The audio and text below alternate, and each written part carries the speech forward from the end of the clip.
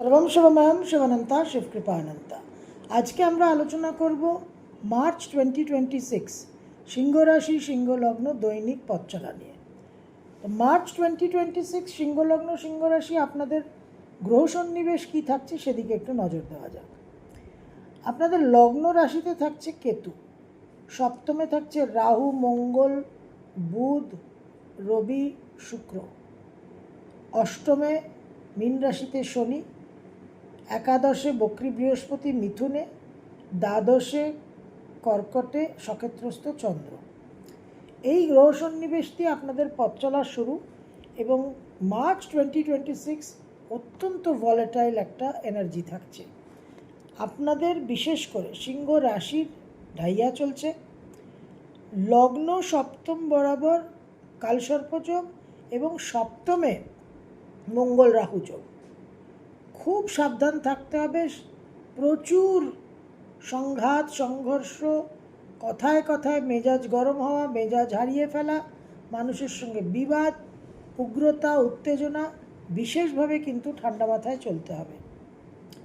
3 March পূর্ণগ্রাস চন্দ্রগ্রহণ আপনাদের লগ্ন রাশিতে অন স্পট পূর্ব ফাল্গুনী নক্ষত্রে। সুতরাং শরীর স্বাস্থ্য, হেলথ, মন মানসিকতা সব বিষয়ে কিন্তু একটা বিশেষ কেয়ারফুল থাকতে হবে। 11 মার্চ বৃহস্পতি দেবগুরু মার্গী গতিতে ফিরলে অনেকটা রেসপাইট, অনেকটা স্বস্তি। 20 মার্চ অবধি বুধ বক্রগতিতে থাকবে আপনাদের সপ্তমে নোডাল অ্যাক্সিসের নর্থ নোডের সঙ্গে অঙ্গারক যোগের মধ্যে। সুতরাং দাম্পত্য জীবন, বন্ধুবান্ধব, সামাজিক ক্ষেত্র, আর্থিক জায়গা সর্ব বিষয়ে কিন্তু ভেরি সেন্সিটিভ, বিবেচনা বিচক্ষণতার সঙ্গে চলতে হবে। পুরো মাস সপ্তমে মঙ্গল রাহু এবং 3 থেকে 20 মার্চ শতবিশা নক্ষত্রে প্রবল অঙ্গারক যোগ।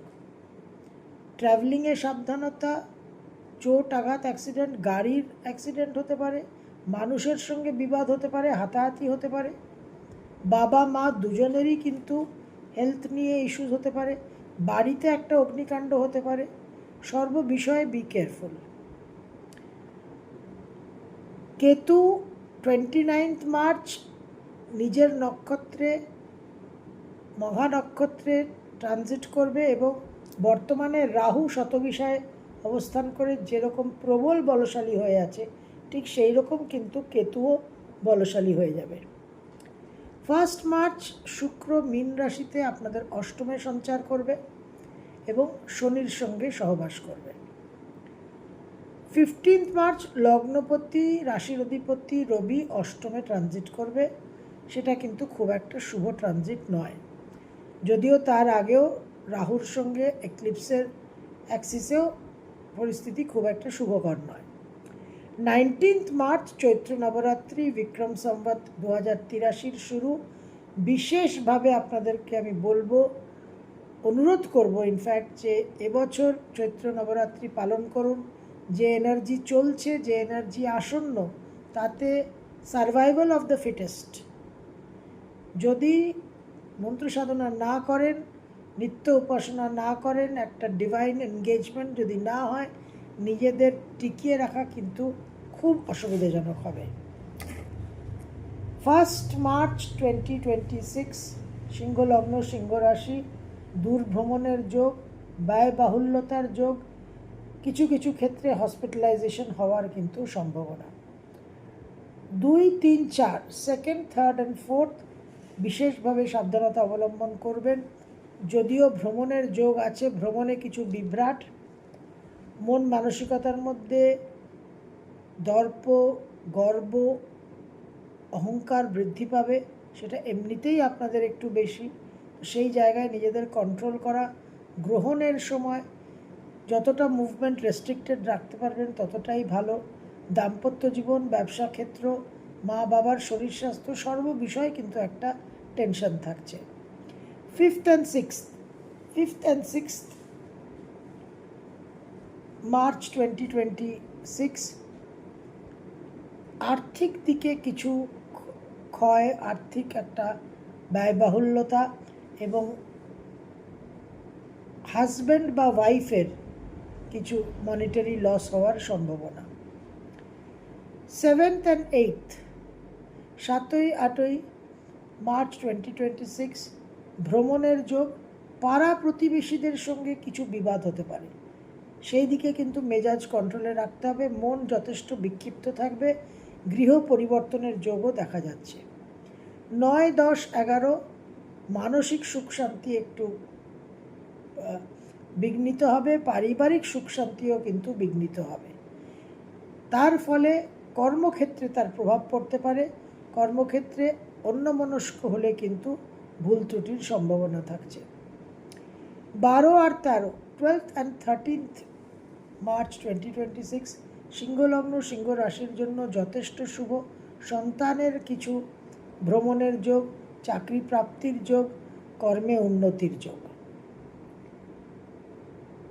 উত্তরাধিকার সূত্রে কিছু ইনকামের কিছু প্রাপ্তির যোগ পরিস্থিতি থাকলে সেটা কিন্তু একটা সুফল আপনারা পাবেন। 14th, 15th, 16th, 14, 15, 16 ওয়ার্কলোড বৃদ্ধি পাবে। ওয়ার্ক লাইফ ব্যালেন্স মেনটেন করা একটু অসুবিধাজনক হবে, প্রচুর এক্সশন এবং ক্লান্তি। 17, 18, 17th and 18th ভ্রমণের যোগ। দাম্পত্য জীবনে একটু ভুল বোঝাবুঝি, মন মানসিকতার মধ্যে উগ্রতা থাকবে, উত্তেজনা থাকবে, বিবাদ প্রবণতা থাকবে এবং আর্থিক একটা লস হতে পারে কিছু প্রতারণার কারণে। 19 আর 20, 19th and 20th মার্চ কিছু অবৈধ সম্পর্কে জড়িয়ে পড়ার সম্ভাবনা। আনন্দ উৎসব একটা অপ্রিয় ঘটনায় পরিণত হতে পারে, জল থেকে সাবধানে থাকবেন। 21 আর 22 মন মানসিকতার মধ্যে উদ্যম উদ্দীপনা থাকবে, সাফল্য লাভের উচ্চাশা থাকবে এবং সাফল্য লাভ সম্ভব হবে। বাবার জন্য একটু বিড়ম্বনার পরিস্থিতি তৈরি হতে পারে। 23 আর 24, 23rd and 24th মার্চ কর্মসূত্রে ভ্রমণের যোগ। কর্মসূত্রে বিদেশে স্থায়ীভাবে স্থানান্তরিত হওয়ার সম্ভাবনা। ক্রিয়েটিভ ফিল্ডে যারা আছেন তারা কিন্তু সাকসেস পাবেন। 25 আর 26, 25th and 26th মার্চ 2026 সিংহলগ্ন সিংহ রাশির জন্য অত্যন্ত শুভ। নানান রকম প্রাপ্তি, নানান রকম সমস্যার সমাধান।